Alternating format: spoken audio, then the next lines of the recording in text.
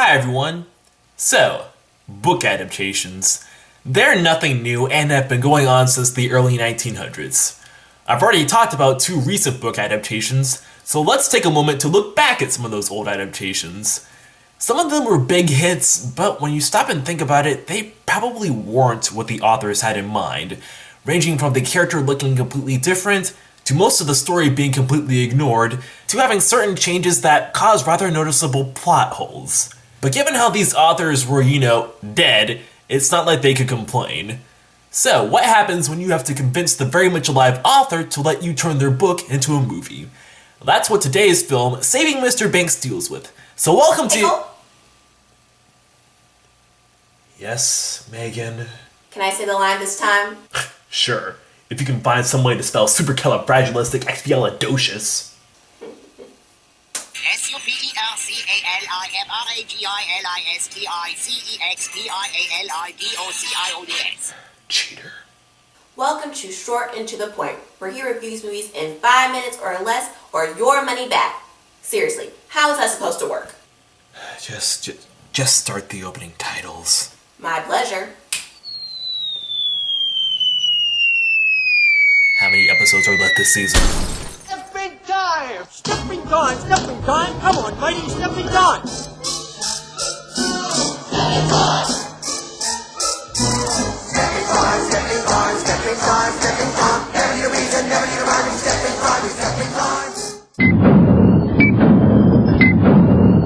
Saving Mr. Banks is another one of those based on a true story films that in this case deals with Walt Disney attempting to make a movie based on the book Mary Poppins.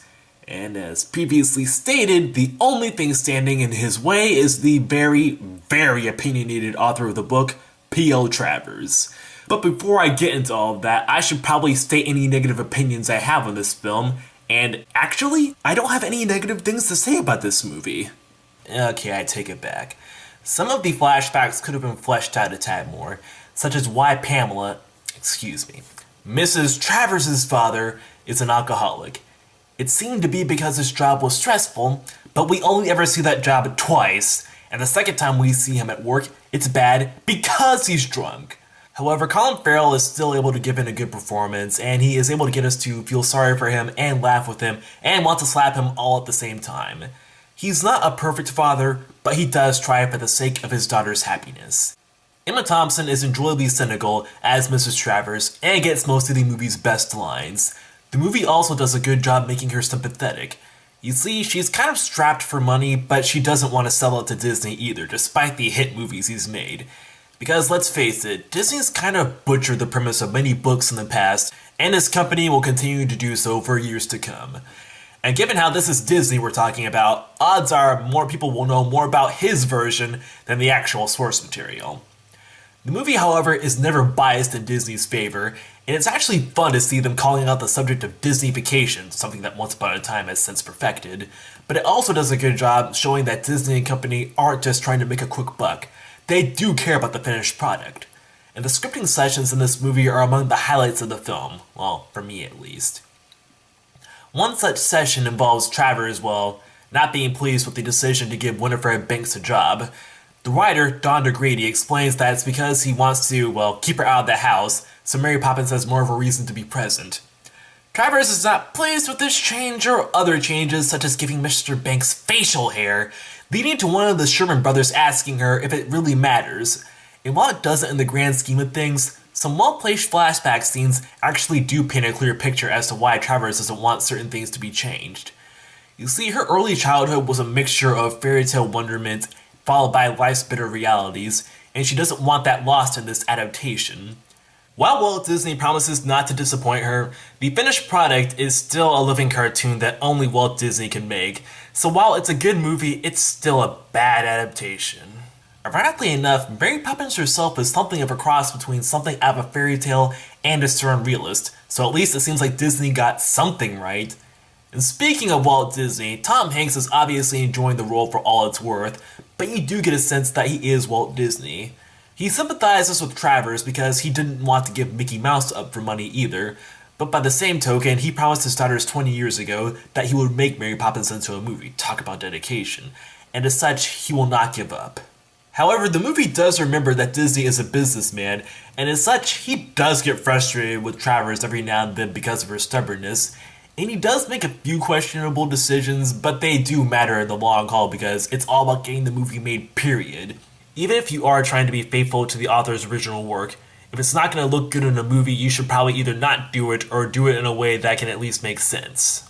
Overall, Saving Mr. Banks is a good movie about making a movie.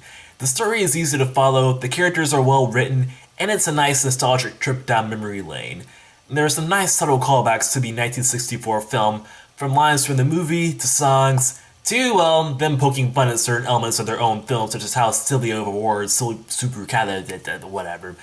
And of course, Dick Van Dyke's accent, what a surprise. I give it 9 script revisions out of a possible 10, and if it's still in a theater near you, I say you should go and see it.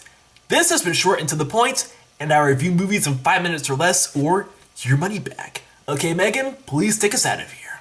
Well, since you said please.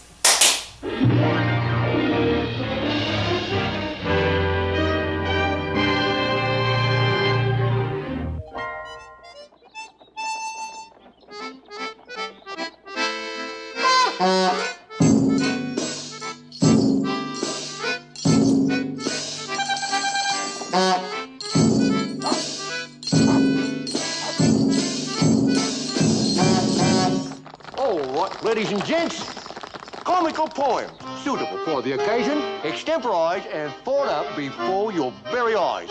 All right, here we go. Room in for everyone, gather around. The constable's responsible. Now, how does that sound? Responsible is not a word. We made it up. Well, unmake it up. Hello, Miss Locke. I got one for you. Miss Locke likes to walk in the park with Andrew. Hello, Andrew.